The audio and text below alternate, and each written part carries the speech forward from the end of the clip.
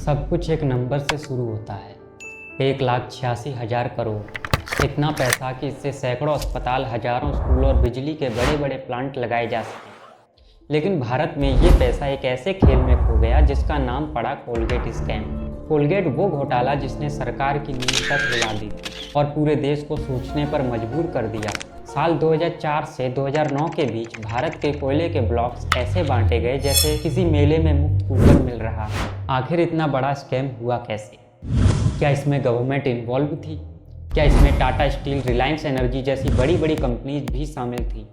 और इस स्कैम में कोलगेट का नाम क्यों आता है? इन सारे सवालों के जवाब आपको इस वीडियो के अंत तक मिल जाएंगे। तो आइए जानते हैं शुरू से लेकर अंत तक की स्टोरी को। सबसे पहले ये जान लो कि ये वो कोलगेट नहीं है जिससे आप ब्रश करते हो। कोलगेट नाम के पीछे एक खास वजह है, कोल और गेट। तो सबसे पहले हम गेट को समझते हैं। 1970 के दशक में अमेरिका में एक बड़ा राजनीतिक घोटाला हुआ था, वाटरगेट स्कैंडल। उस घोटाले के बाद मीडिया ने हर बड़े स्कैंडल के नाम के साथ गेट लगाना शुरू कर दिया था।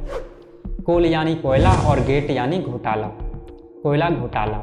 तो अब तक आप समझ गए होंगे। चलिए अब आगे की स्टोरी जानते हैं। भारत में कोयला यानी कोल बिजली, स्टील और उद्योगों के लिए सबसे जरूरी खनिजों में से एक है। देश के कोयले के भंडार सरकार के नियंत्रण में हैं और निजी कंपनियों को कोयले के ब्लॉक्स, कोल ब्लॉक्स आवंटित किए जाते हैं ताकि वे उनका उपयोग उद्योगों में कर सकें। अब यहाँ दिक्कत ये थी कि 1993 से 2010 तक कोयले के ब्लॉक्स नीलामी ऑक्विजिशन से नहीं बल्कि सीधे आवंटन एलोकेशन से दिए जा रहे थे।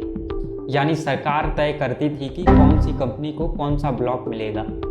और इसी तरह भारत सरकार ने 218 कोल ब्लॉक्स बांटे और यहीं से शुरू होती है असली कहानी घोटाले की। जब 2004 से 2009 के बीच यूपीए सरकार सत्ता में थी, उस दौरान सैकड़ों कोल ब्लॉक्स निजी कंपनियों और राज्य सरकारों को दिए गए, लेकिन किसी तरह की पारदर्शी नीलामी नहीं, कोई कॉम्पिटिटिव बिडिंग नहीं।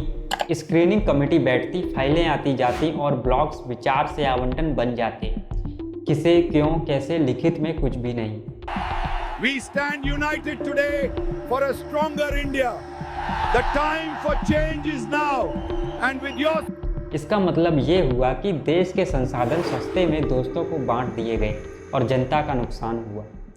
2012 में controller and auditor general of India यानी CAG की रिपोर्ट जारी हुई।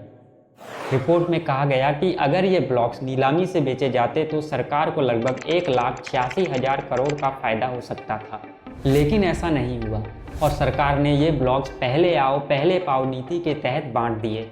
यहीं से शुरू हुआ मीडिया में बवाल। अखबारों में हेडलाइन बनी, Colgate the 1.86 lakh crore scam. देश के सबसे बड़े कॉरपोरेट घरानों के नाम धीरे धीरे सामने आने लगे। Jindal steel and power, Reliance energy, star power. सूची लंबी थी। कंपनियों का कहना था हम इंडस्ट्री बना रहे हैं, रोजगार देंगे, बिजली देंगे। और वहीं सरकार का तर्क ये था कि उद्योगों को कोयला चाहिए, हम दे रहे हैं। पर असल सवाल वही था, बिना नीलामी के क्यों?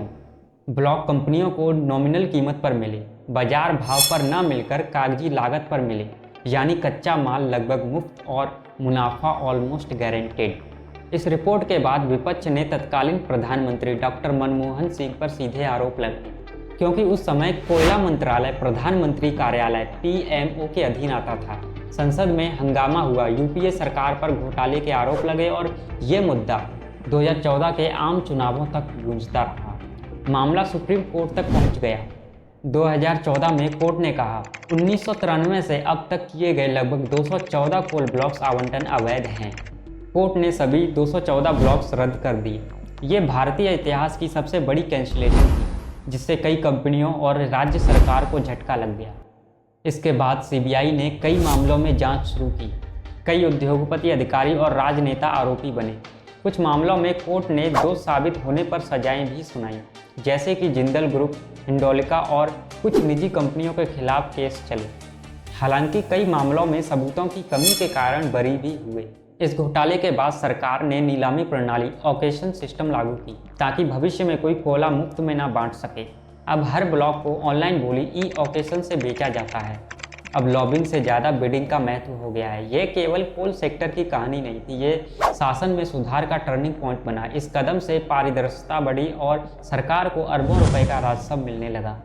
1,86,000 करोड़ का ये आंकड़ा सिर्फ पैसों का नहीं है, ये सबक है सीएजी जैसी संस्थाएं क्यों जरूरी हैं, सुप्रीम कोर्ट लोकतंत्र का संतुलन है और मीडिया क्यों जनता की नज़र है। आज नीलामी होती है, नियम है, डेटा सार्वजनिक होता है, क्योंकि कभी एक समय ऐसा था जब ये सब नहीं होता था। इस कहानी में वर्णित तथ्य, सीएजी रिपोर्ट, सुप्रीम कोर्ट के फैसले, मंत्रालय के दस्तावेज और विश्वसनीय रिपोर्ट्स पर आधारित है।